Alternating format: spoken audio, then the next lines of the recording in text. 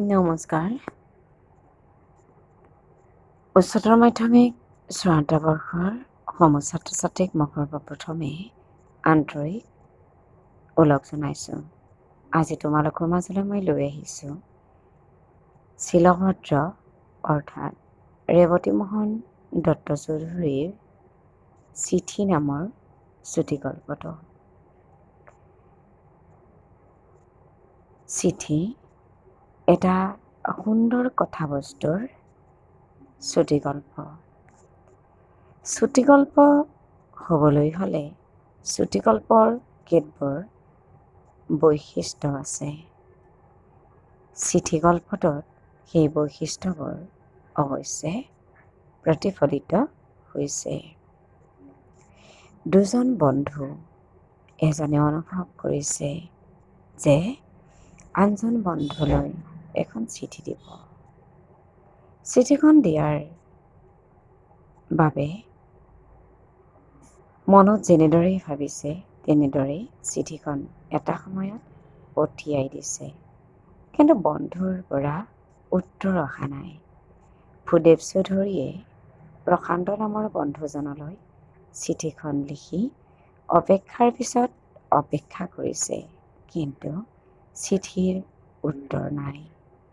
এই প্ৰসংগতে গল্পকাৰে বিভিন্ন ধৰণৰ প্ৰসংগ অৱতাৰণা কৰিছে। এসময়ত ভূদেৱ চৌধুৰী বাগানত চাকৰি কৰোঁতে যেতিয়া ভূদেৱ চৌধুৰীয়ে ঘৈণীয়েকলৈ চিঠি লিখিছিল, সেই আৱেগময় দিনবোৰৰ কথাও মনলৈ আনিছে। আৰু এনেদৰে গল্পটোৰ কাহিনীৰ শেষৰ ফালে গম পোৱা যায় যে চিঠি গল্পটোত ভূদেৱ চৌধুৰীয়ে চিঠিখন যিজন বন্ধুলৈ পঠিয়াইছিল সেই বন্ধুজনৰ আত্মীয়ৰ ফালৰ পৰা এটা ফোন আহে যে ভূদেৱ চৌধুৰী সেই বন্ধুজন প্ৰশান্ত আৰু নাই, ঢুকাইছে। লৰালৰিকৈ প্ৰশান্তৰ মৃত্যুৰ খবৰটো পাই ভূদেৱ চৌধুৰী হাস্পতালত উপস্থিত হৈছে।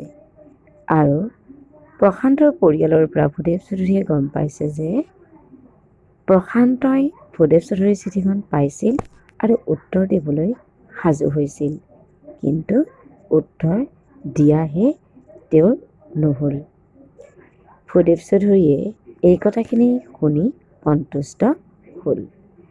চিঠি নামৰ গল্পটোত সাধাৰণতে চুটিগল্পৰ বহুত বৈশিষ্ট্যৰ ভিতৰত নাটকীয় আৰু আকস্মিকতা আমি লক্ষ্য কৰোঁ। নাটকীয়ভাৱে ইয়াৰ আকস্মিকভাৱে আৰম্ভণি হৈ নাটকীয় পৰিসমাপ্তি ঘটিছে। চুটিগল্পৰ এইটো এটা বৈশিষ্ট্য। চুটিগল্পই কাহিনী কথকৰ কৌশল পৰিবহন কৰে। এই চুটিগল্পটোত আমি সেইটোও লক্ষ্য কৰোঁ। শিলভদ্ৰ এগৰাকী বিজ্ঞানৰ ছাত্ৰ, কিন্তু সাহিত্য ৰচনাটো তেওঁৰ দখল আমি মন কৰিবলগীয়া। অসমীয়া সাহিত্যৰ ক্ষেত্ৰখনলৈ যথেষ্ট বৰঙণি আগবঢ়োৱা শিলভদ্ৰই সাহিত্য অকাডেমি বঁটা লাভ কৰিবলৈ সক্ষম হোৱা গ্ৰন্থখনৰ নাম হ'ল মধুপুৰ বহুদূৰ।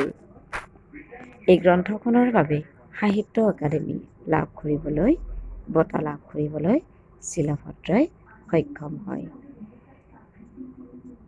চিঠি নামৰ গল্পটোত ভূদেৱ চৌধুৰীয়ে প্ৰশান্ত নামৰ বন্ধুজনলৈ চিঠি লিখিছে। আজি ছাত্ৰ ছাত্ৰীহঁত তোমালোকে মাত্ৰ কাহিনীটো শুনি লোৱা। ইয়াৰ পিছত মই তোমালোকক প্ৰশ্নবোৰৰ উত্তৰ দিবলৈ যত্ন কৰিম। আজিলৈ ইমানেই। তোমালোকে কেনে পালা মোক জনাবলৈ নাপাহৰিবা, তেতিয়া মই তোমালোকক সহায় কৰিবলৈ সাজু হ'ম।